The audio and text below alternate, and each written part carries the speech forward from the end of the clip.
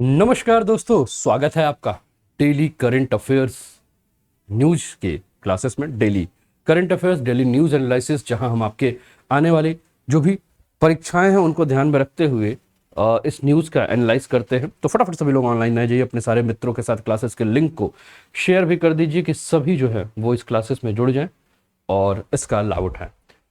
Current affairs daily news analysis की जो classes है दोस्तों, इसके बारे में अगर हम बात करें तो इसका जो सोर्स है वो है the Hindu, Indian Express, PIB, all India radio, down to earth, Hindustan times और जैसे अन्य प्रमुख जितने भी समाचार हैं उन सभी से सोर्स लेकर इस क्लास को रेडी किया गया है। दोस्तों इस समय जुड़े हैं आप अन अकेडमी के यूपीपीएससी पे जुड़े हुए हैं, जहां अगर आप प्लस का सब्सक्रिप्शन लेते हैं तो आप अनलिमिटेड लाइव और रिकॉर्डेड कोर्सेज जो है वो इंडिया के बेस्ट एजुकेटर के साथ देख सकते हैं। ये मेरा प्रोफाइल है दोस्तों आपके स्क्रीन पर।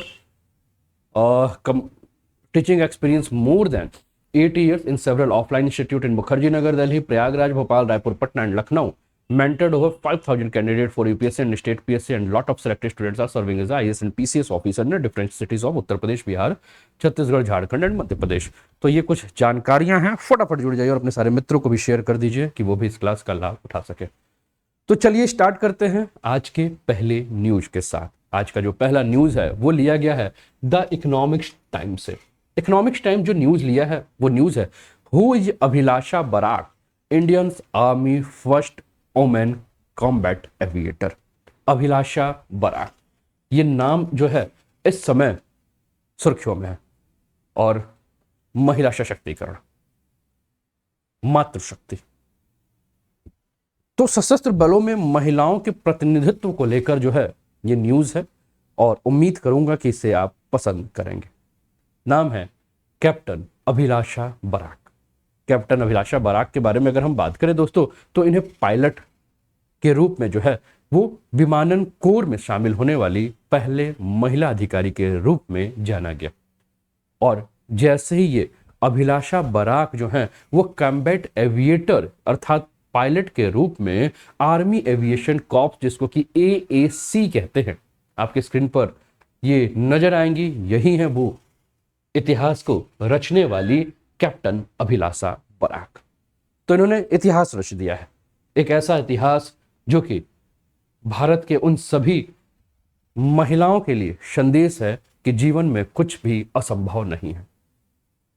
इनके पहले अभी तक सेना विमानन कोर में कोई भी महिला कॉम्बैट के रूप में, कॉम्बैट एविएटर के रूप में शामिल नहीं थी। तो इन्होंने आपके स्क्रीन पर जो दिख रही हैं, उन्होंने क्या किया, एक नया इतिहास रचा। वर्तमान की अगर हम बात करें दोस्तों तो वर्तमान में उड्डयन विभाग में महिलाओं को केवल ट्रैफिक कंट्रोल और ग्राउंड ड्यूटी की जिम्मेदारी दी जाती थी। लेकिन जैसे ही अभिलाषा ने एक नया रास्ता शुरुआत किया तो अब ये हो गया कि इसके बाद जो है महिलाएं जो है वो कॉम्बैट एविएटर के रूप में यानी कि पायलट के रूप में भी अपनी जिम्मेदारी का निर्वहन करेंगे।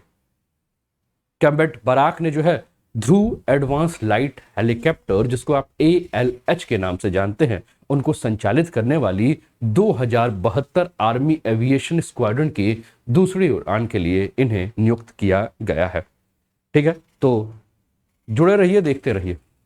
और ये आप देखिए कि ADGPI इंडियन आर्मी का ये आपको ट्विटर हैंडल दिख रहा है, जिसके ऊपर लिखा गया है golden letter day in the history of Indian army aviation, captain Abhilasha Barak become the first women officer to join army aviation corp as a combat aviator after successful completion of training.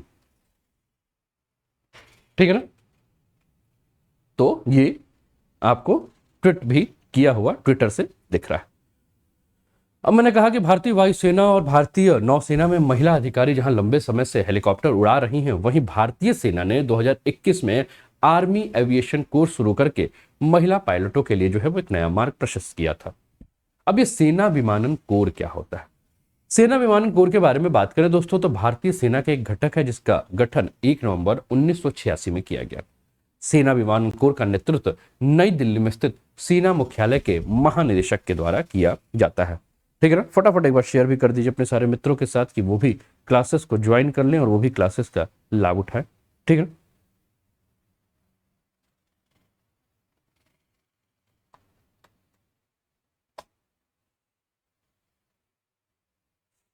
ठीक है ना। वो भी क्लासेस को join करके उसका लाभ उठाए। नो नो, इसको जरूरत नहीं। ठीक है। इसके अलावा अगर हम बात करें दोस्तों, तो मैंने कहा कि ये सेना विमानन कोर में गठन के साथ ही ऑपरेशन पवन में जो है इनको शामिल किया गया है, जो एक नवगठित कोर है और एक बहुत ही महत्वपूर्ण परीक्षा थी जिसको इन्होंने पास किया। भारतीय सेना की सेना विमानन वाहिनी मुख्य रूप से उच्च ऊंचाई वाले क्षेत्रों में अभियानों का स्वास्थ्य आपात स्थितियों के दौरान घायल सैनिकों को निकासी के लिए कार्य करती है।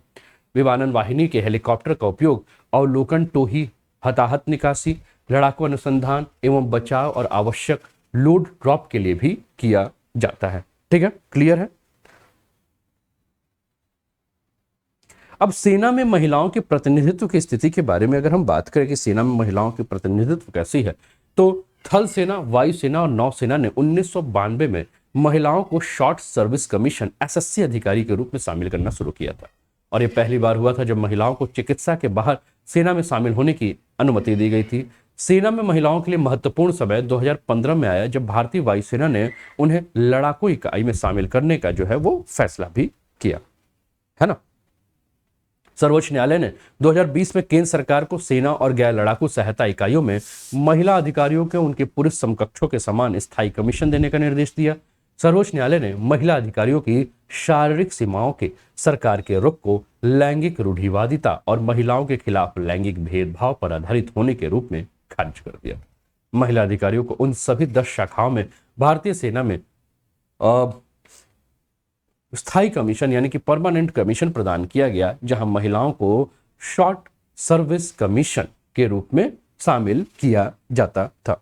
ठीक है। महिलाएं जब पुरुष अधिकारियों के समान सभी कमांड नियुक्तियों के पद ग्रहण करने के लिए पात्र हो गई तो उन्हें उच्च पदों पर आगे पदोन्नति का रास्ता मिलेगा।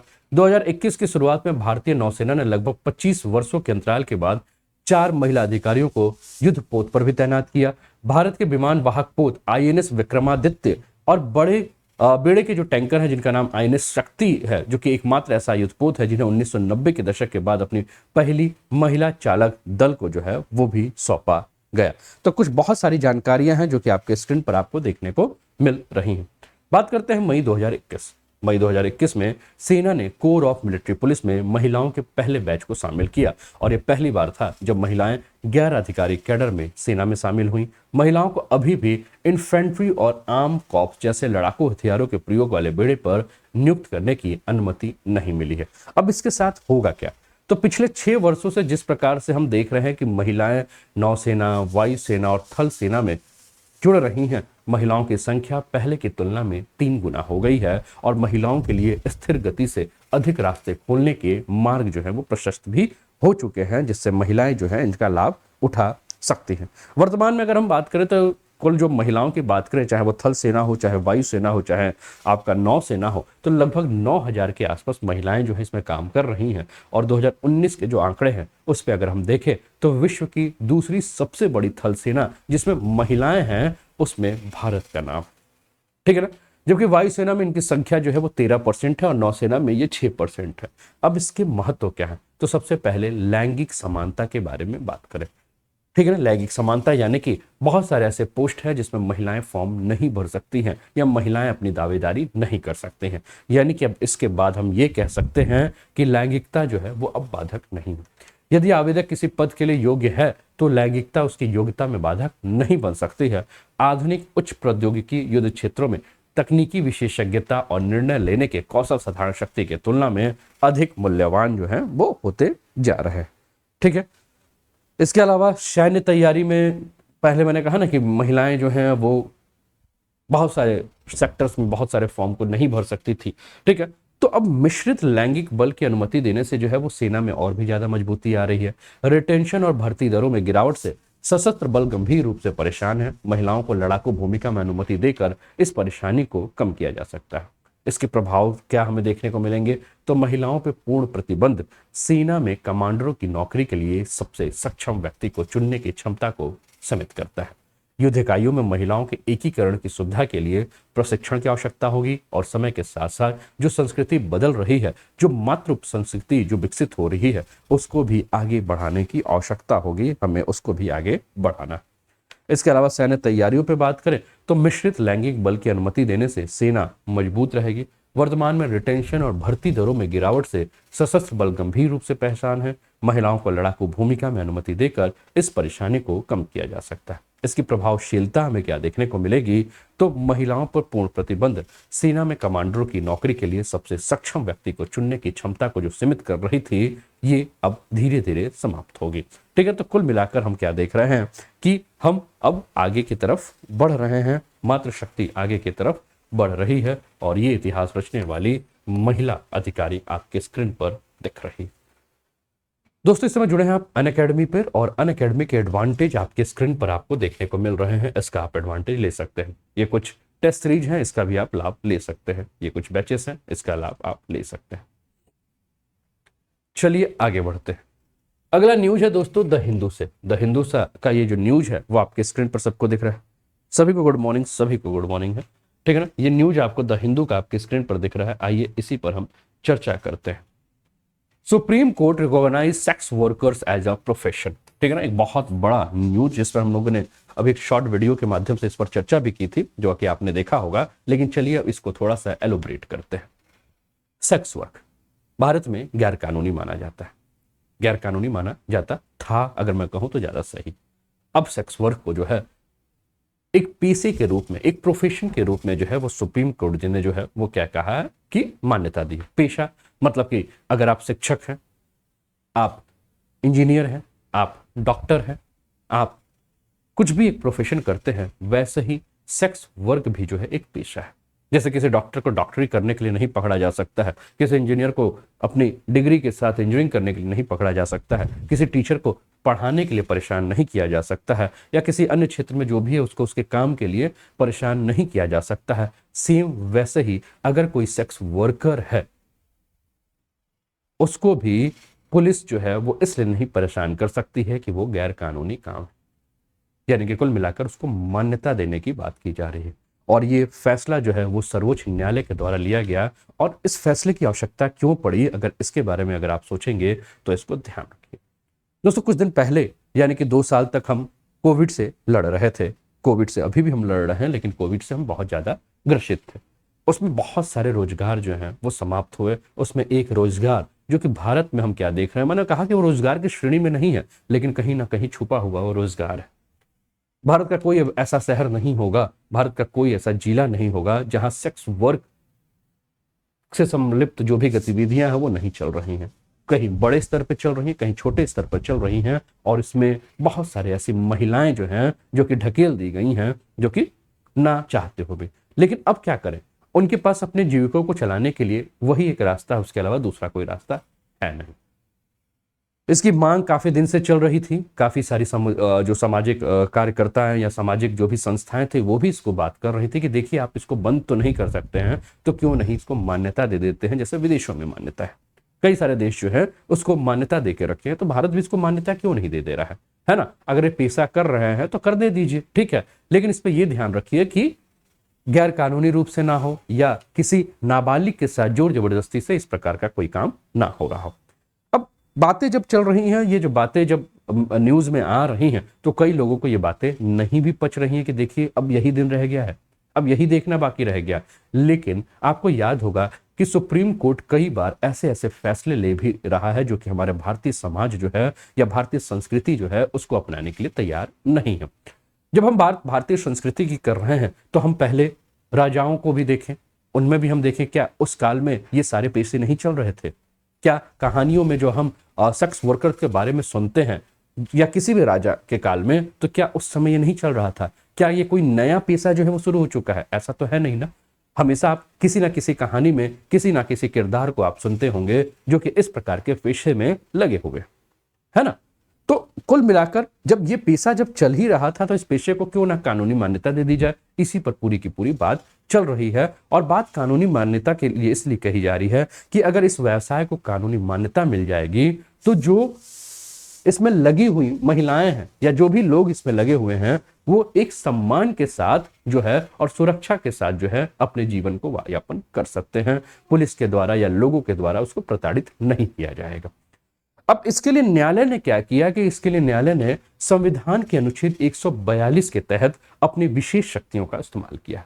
अनुच्छेद 142 सर्वोच्च न्यायालय को विवेकाधीन की शक्ति प्रदान करता है, यानी कि सर्वोच्च न्यायालय जो है अपने विवेक के आधार पर निर्णय ले सकता है कि हमें क्या फैसला लेना है। अब इसके अंतर्गत सुप्रीम कोर्ट ने यह कहा कि सुप्रीम कोर्ट ने अपने अधिकार क्षेत्र का प्रयोग करते हुए ऐसे कई बार सारे डिक्री को जो है वो पारित कर सकता है या आदेश दे सकता है जो उसके समक्ष काफी समय से लंबित है और उसको लगता है कि इस पे पूर्ण न्याय देने की आवश्यकता है। और इस प्रकार का जो न्याय है वो केवल एक व्यक्ति के लिए नहीं बल्कि किसी एक समुदाय को जो है वो लाभ देगा। मैं उम्मीद करता हूं कि आप मेरी बातों को समझ रहे होंगे।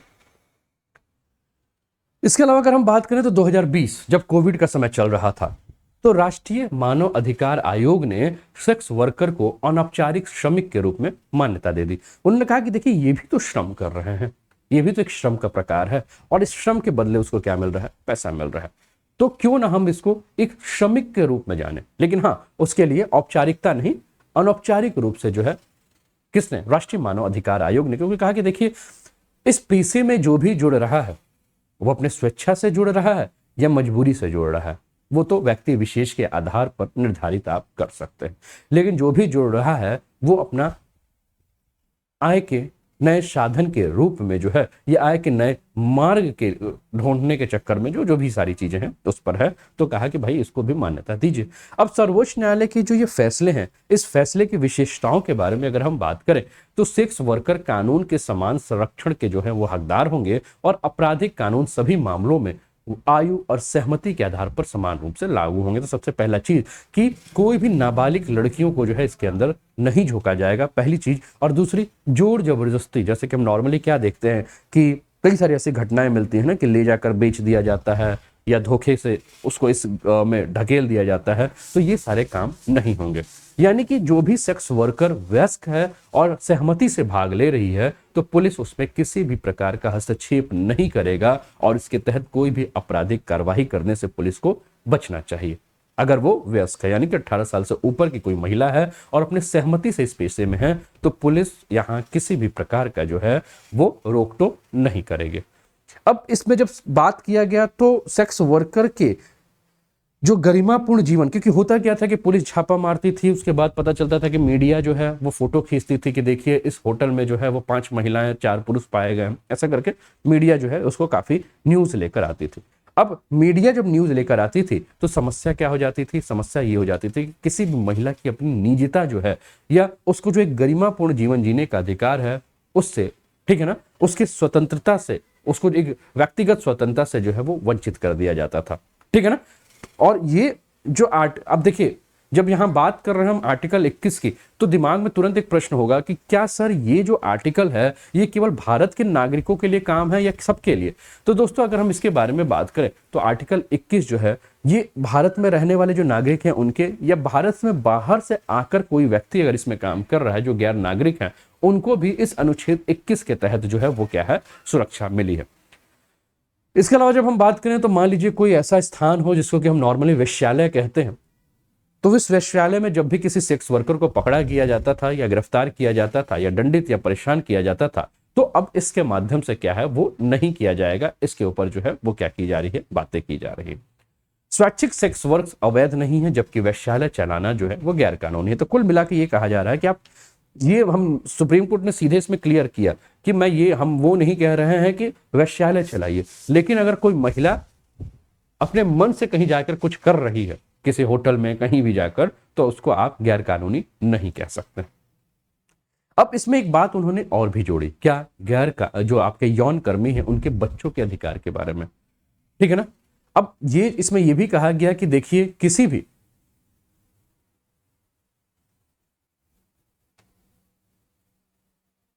ठीक है ना, अब यौन कर्मी के बच्चों को सिर्फ इस आधार पे मां से अलग नहीं किया जाना चाहिए कि उसकी मां जो है वो देह व्यापार में संलिप्त है। देखिए ये जो बातें हैं ये बातें कई स्टूडेंट्स को जो है या कई लोग जो मेरी वीडियो सुनेंगे, आज सुनेंगे चाहे कभी भी सुनेंगे, तो कई लोगों को ये बातें पचेगी नहीं कि क्या मतलब, क्या सर क्या बात कर रहे हो ये। लेकिन आप इसको थोड़ा सा पचाने की कोशिश कीजिए। सोचिए एक मां है जो कि देह व्यापार में लगी हुई है और उसका एक बच्चा है अब बच्चा भाई माँ के लिए तो बच्चा बच्चा होता है, चाहे वो किसी का भी बच्चा हो। तो माँ से बच्चे को केवल इस आधार पर अलग नहीं किया जा सकता है कि माँ जो है वो देह व्यापार पर लगी हुई, तो बच्चे की भी सुरक्षा, साथ में ही मानव शालीनता और गरिमा की बुनियादी सुरक्षा यौन कर्मियों और उनके बच्चों को भी प्राप्त है। इसके अलावा यदि कोई नाबालिग वैश्यालय में या यौन कर्मियों के साथ रहा पाया जाता है तो इसका मतलब ये नहीं कहा जाएगा कि इस बच्चे की तस्करी की गई है। कई बार क्या होता है कि वैश्यालय में हम क्या, मान लीजिए कोई महिला है, उसको कोई छोटी बच्ची या बच्चा जो है उसको मिल जा रहा है कहीं, और उसके अंदर, क्योंकि देखिए वो खुद ही प्रताड़ित है, मैंने कहा ना शौक से नहीं गई है उस पेशे में, धोखे से उसको भेजा गया है। तो जो खुद ही प्रताड़ित है वो जब किसी दूसरे को देखती है तो उसको लगता है कि यार इसको ये मतलब जो मेरा हाल है वो इसका हाल है वाला कंडीशन है ना, तो इसको यार पाल पोस के बड़ा करते हैं, किसी लायक बना देते हैं। और पता चलता है कि कभी पुलिस ने छापा मार दिया, तो छापा जब मारा तो उस बच्चे को भी पुलिस ने पकड़ा और सीधे उस महिला के ऊपर यह हो गया कि देखो ये मानव तस्करी का काम किया जा रहा है। तो पुलिस कोर्ट ने इसको भी बड़ा क्लियर किया कि यदि कोई नाबालिग वैश्यालय में या यौन कर्मियों के साथ रहता पाया जाता है तो इसका मतलब ये नहीं कहा जाएगा कि ये बच्चों की तस्करी की गई है। यदि यौन कर्मी का दावा है कि यह उसका बेटा है या बेटी है तो निर्धारित करने के लिए परीक्षण किया जाएगा, और दावा सही है तो नाबालिग को जबरन अलग नहीं किया जा सकता। ये भी बातें कोर्ट ने बहुत ही क्लियरली बोली है, क्योंकि इस टाइप से जो है बहुत सारी चीजें हो रही हैं। इसके अलावा कोर्ट ने जो है वो स्वास्थ्य देखभाल के बारे में बात की है कि जो भी यौन उत्पीड़न की जो भी शिकार यौन कर्मी है उनको तत्काल चिकित्सा कानूनी देखभाल सहित हर प्रकार की सुविधा जो है वो प्रदान करने पर काम करना चाहिए। मीडिया की भूमिका के ऊपर सुप्रीम कोर्ट ने बहुत ही तल्ख टिप्पणी की है और इसको कहा है कि मीडिया को इस बात को अत्यधिक ध्यान रखना चाहिए कि गिरफ्तारी, छापे और बचाव कार्य के दौरान यौन कर्मियों की पहचान को सार्वजनिक ना करें, वह पीड़ित हो या आरोपित हो ऐसी कोई भी तस्वीर प्रकाशित या प्रसारित ना करें जिससे उसकी निजता का अधिकार या उसकी जो पहचान है वो उजागर हो सके। ठीक है, अब ये जो पूरा का पूरा मामला था इसमें सर्वोच्च न्यायालय के जो विचार थे वो ये थे कि अनैतिक व्यापार रोकथाम अधिनियम यानी कि भारत में यौन कार्य को नियंत्रित करने वाले कानून जो हैं उस में के तहत महिलाओं और बच्चों को अनैतिक व्यापार का दमन और अधिनियम वर्ष 1956 में निर्मित किया गया था, और उसके बाद कानून में संशोधन किए गए और अधिनियम का नाम बदलकर अनैतिक व्यापार अधिनियम जो है वो कर दिया गया था। ठीक है, इसके अलावा एक आयोग भी बना था 2012-13 में जिसको कि हम न्यायमूर्ति वर्मा आयोग कहते हैं, और न्यायमूर्ति वर्मा आयोग ने ये बात को स्वीकार भी किया था कि व्यावसायिक यौन शोषण के लिए तस्करी की जाने वाली महिलाएं और वश सहमति देने वाले महिलाओं के बीच अंतर है जो अपनी इच्छा से यौन कार्य जो है वो करा रही। ठीक है, उम्मीद करता हूं कि समझ रहे हो। अब इसके अलावा एक और मामला था जो कि बुद्धदेव कर्मशकर बनाम पश्चिम बंगाल राज्य का मामला था 2011 का, जिसमें उच्चतम न्यायालय ने बुद्धदेव कर्मशकर के मामले में कहा था कि यौन कर्मियों को भी सम्मान का अधिकार है। इसके अलावा यौन कर्मियों के समक्ष चुनौतियां क्या हैं, तो भेदभाव और दोषारोपण यानी कि यौन कर्मियों के अधिकार अस्तित्वहीन है और ऐसा काम करने वाले उनकी आपराधिक स्थिति के कारण इनको भेदभाव का भी सामना करना पड़ता है। लोग इसको भेदभाव के दृष्टिकोण से देखते हैं, यानी कि जब कोई यौन कर्मी होगी जो कि इस क्षेत्र में संलिप्त होगी तो समाज उसको जो है वो एक हेय की दृष्टि से देखता है। ठीक है ना, और समाज ये मानता है कि देखिए समाज में इसका कोई स्थान नहीं है। ठीक है ना, ठीक है, तो हम क्या देखते हैं कि अधिकांशतः जो जमींदारों के यहाँ तक कि कानून के द्वारा इनके साथ कठोर व्यवहार किया जाता है। दूसरे अगर हम देखें तो मानव स्वास्थ्य और श्रम अधिकार दिए जाने की मांग की गई है। ठीक है ना, अब इसके साथ क्या किया जाता है, दुर्व्यवहार किया जाता है, शोषण किया जाता है। कई बार क्या होता है कि जो यौन कर्मी होती है उसके साथ अपशब्दों का प्रयोग किया जाता है, गाली दिया जाता है या मारा पीटा जाता है, मानसिक हमले किए जाते हैं। तो कुल मिलाकर कई सारी चीजें हैं जिस पर सुप्रीम कोर्ट ने जो है इस पर ध्यान दिया है। ठीक है, ये कुछ बैच कोर्स है दोस्तों आप लोगों के लिए, इसका आप लाभ उठा सकते हो। ये कुछ बैच कोर्सेस है, इसका आप लाभ उठा सकते हैं। ये कुछ बैच कोर्सेस है, इसका आप लाभ उठा सकते हैं। अनअकैडमी के यूपीपीएससी और यूपीएससी पे अगर आप सब्सक्रिप्शन लेते हैं तो इन सब का लाभ मिलेगा। ये आपको फी स्ट्रक्चर नजर आ रहा है। अनूप 10 कोड का प्रयोग करके आप एडमिशन लेकर, सब्सक्रिप्शन लेकर इसका लाभ उठा सकते हैं। चलिए आगे बढ़ते हैं। अगला न्यूज है एक्सप्लेन कॉलम से, व्हाट इज द पूरी heritage corridor project and why has its landed into a controversy, है ना। तो चलते हैं, अब हम लोग पूजा पाठ की बातें करते हैं और सीधे चलते हैं उड़ीसा के यात्रा पर। उड़ीसा में जगन्नाथपुरी की यात्रा पर हम लोग चलते हैं। आपके स्क्रीन पर ये कॉरिडोर नजर आ रहा होगा जिसको कि इंडियन एक्सप्रेस के कल्चर के कॉलम से लिया गया है। अब कुल मिलाकर हम बात करते हैं कि ये जो कॉरिडोर आपको पूरी कॉरिडोर आपके स्क्रीन में नजर आ रहा है ये पूरा का पूरा मामला है क्या। तो दोस्तों हम पुरी हेरिटेज कॉरिडोर परियोजना के संदर्भ में बात कर रहे हैं और पुरी में उड़ीसा सरकार की जो ये महत्वाकांक्षी मंदिर गलियारा परियोजना है, ये परियोजना राजनीतिक विवाद का विषय बन गया है। पहले हम जाने कि ये परियोजना है क्या। तो दोस्तों ये पुरी में जगन्नाथ मंदिर सहित अंतर्राष्ट्रीय विरासत स्थल बनाने के लिए उड़ीसा सरकार का पुनर्विकास परियोजना है और इसकी कल्पना 2016 में की गई थी, लेकिन इसका अनावरण दिसंबर 2019 में जो है वो किया गया था। ठीक है, यह एक अम्ब्रेला प्रोजेक्ट है जिसके तहत श्री जगन्नाथ हेरिटेज कॉरिडोर या श्री मंदिर परिक्रमा परियोजना के क्षेत्र आते हैं और इस परियोजना में श्री जगन्नाथ मंदिर प्रशासन भवन पुनर्विकास का एक 600 क्षमता वाला श्री मंदिर स्वागत केंद्र, पूरी झील, मूसा नदी पुनरुद्धार योजना आदि इसके अंतर्गत शामिल है।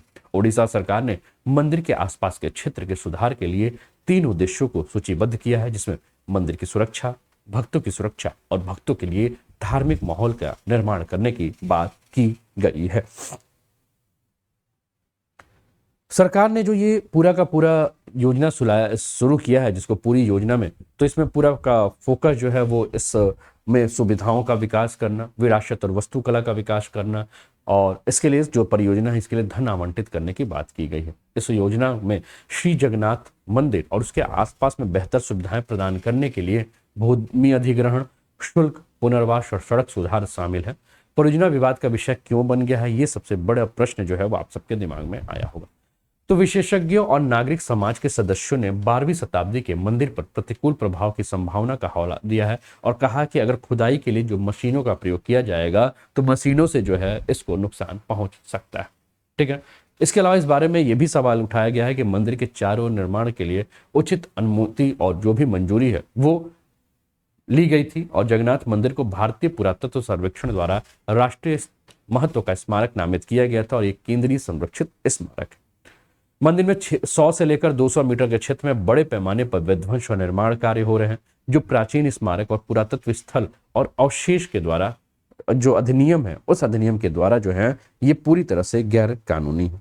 ठीक है, प्राचीन स्मारक व पुरातत्व स्थल और अवशेषण अधिनियम 2010 क्या है, तो इसके तहत अगर हम बात करें तो संरक्षित क्षेत्र के 100 मीटर की परिधि के भीतर निर्माण कार्य जो है वो आपके निषिद्ध हैं। आपके स्क्रीन पर देखिए मंदिर आपको जो है पूरी मंदिर जगन्नाथपुरी का मंदिर आपको देखने को मिल रहा है। ठीक है ना, और स्मारक के चारों ओर 200 मीटर तक फैले क्षेत्र में विनियमित क्षेत्र कहा जाता है और अधिनियम के प्रावधानों के अनुसार संस्कृति मंत्रालय के तहत 2011 में स्थापित राष्ट्रीय स्मारक प्राधिकरण पर ऐसी साइट की परिधि में निषिद्ध और विनियमित क्षेत्र का प्रबंधन करके एएसआई संरक्षित साइटों की सुरक्षा एवं संरक्षण का प्रभार है। ठीक है, तो ये आपको देखने को मिल रहा है। यदि अगर हम बात करें इसके अलावा तो इसमें पानी, बिजली आपूर्ति और ये सारी चीजें। अब जगन्नाथ मंदिर की विशेषताओं के बारे में बात करें तो ऐसा माना जाता है कि ये मंदिर जो आपके स्क्रीन पर दिख रहा है इसका निर्माण 12वीं शताब्दी में पूर्वी गंग राजवंश के राजा अनंत वर्मन चोटगंग के द्वारा की गई थी। पूरी में जो आपका जगन्नाथ मंदिर है इसको यमनिका तीर्थ भी कहा जाता है और हिंदी मान्यताओं के अनुसार पूरी में भगवान जगन्नाथ की उपस्थिति के कारण मृत्यु के देवता यम की शक्ति यहाँ समाप्त हो जाती है और इस मंदिर को सफेद पैगोडा के नाम से जाना जाता है और जो 4 तीर्थयात्र हैं बद्रीनाथ, द्वारिका, पुरी और रामेश्वर, उसका एक हिस्सा जो है वो जगन्नाथपुरी मंदिर है जो कि आपकी स्क्रीन पर आपको देखने को मिल रहा है। मंदिर के बारे में अगर हम बात करें दोस्तों तो मंदिर में आपको 4 द्वार देखने को मिलेंगे, जो कि पूर्व में सिंह द्वार, दक्षिण में अश्व द्वार, पश्चिम में व्याघ्र द्वार और उत्तर में हस्ती द्वार है। प्रत्येक द्वार पर नक्काशी की गई है और इसके प्रवेश द्वार के सामने अरुण स्तंभ या सूर्य स्तंभ स्थित है, जो मूल रूप से कोणार्क सूर्य मंदिर में स्थापित था। ओडिशा के अन्य महत्वपूर्ण स्मारकों में बात करें तो कोणार्क का सूर्य मंदिर, जो कि यूनेस्को ने इसको विश्व विरासत स्थल में माना है, तारा तारणी मंदिर, लिंगराज मंदिर, उदयगिरी और खंडगिरी की गुफाएं जो है वो आपको देखने को मिल रही हैं। ठीक है ना, चलें आगे बढ़ें।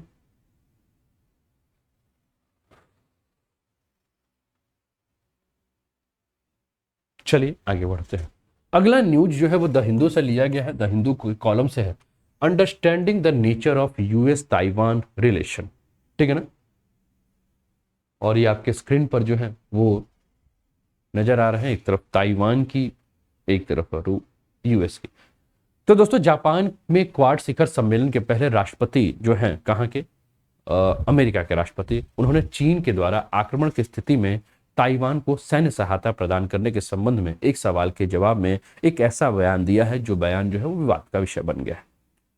इसमें सवाल उठाया गया है कि क्या अमेरिका ताइवान पर रणनीतिक अस्पष्टता की अपनी दीर्घकालिक नीति से रणनीतिक स्पष्टता की ओर स्थानांतरित हो रहा है। क्वाड समूह के बारे में अगर हम बात करें तो आप जानते हैं कि क्वाड समूह में भारत है, ऑस्ट्रेलिया है, अमेरिका है और जापान है, और चीन इसका हमेशा जो है वो विरोध करता रहता है। ताइवान का जो मुद्दा है उसमें सबसे पहले हम चीन ताइवान के संबंधों के बारे में अगर हम बात कर लें, आपके स्क्रीन पर ये दिख रहे हैं अपने अपने देश के जो प्रमुख हैं, और चीन ताइवान संबंधों के बारे में अगर हम बात करें तो ताइवान जलडमरू मध्य एक द्वीपीय क्षेत्र है जो मुख्य रूप से चीन भूमि के तट पर स्थित है। आपके स्क्रीन पर ये देखिए, आपको मैप नजर आ रहा होगा, ये आपको ताइवान नजर आ रहा है और ये चाइना नजर आ रहा है। 1945 से 1949 में चीनी गृह युद्ध में कम्युनिस्ट ताकतों के द्वारा पराजित होने के बाद चीन की सत्तारूढ़ जो राष्ट्रवादी सरकार है, जिसको कि हम कुओमितांग कहते हैं, ये सरकार जो है वो ताइवान भाग गई।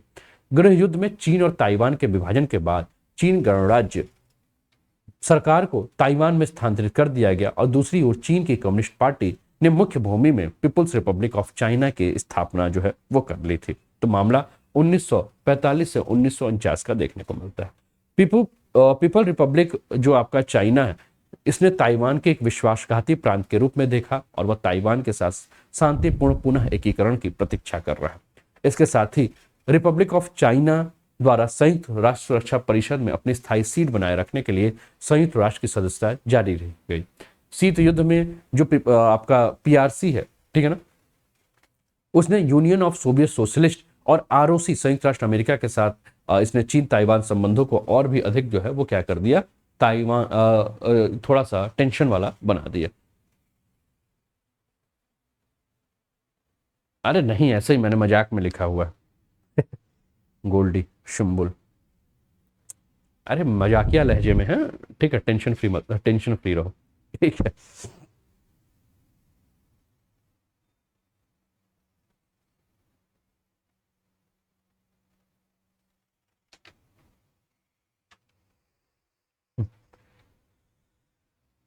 प्लस पे आज अंतिम क्लास है इस महीने की, ठीक है।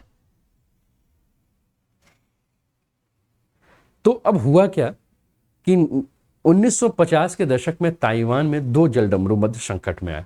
चीन के साथ अमेरिका का सामंजस्य और उसके बाद की घटनाओं पर अगर हम बात करें तो अमेरिका और चीन ने 1970 के दशक में शीत युद्ध की बदलती भू राजनीतिक के कारण सामंजस्य स्थापित किया ताकि यूएसएसआर के बढ़ते प्रभाव का मुकाबला किया जा सके। और इसके बाद 1972 में तत्कालीन अमेरिकी राष्ट्रपति ने पीआरसी की यात्रा की। देखो ये जो मजाक है वो मैं लगभग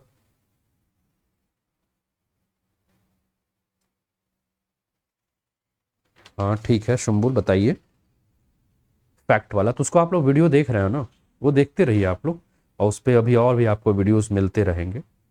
हिस्ट्री पे भी आप देख रहे हो, पॉलिटी पे देखिए, आज से स्पेशल क्लास जो है वो लास्ट स्पेशल क्लास है, लास्ट प्लस क्लास है इस मंथ की, तो थोड़ा मेरे पास जो है वो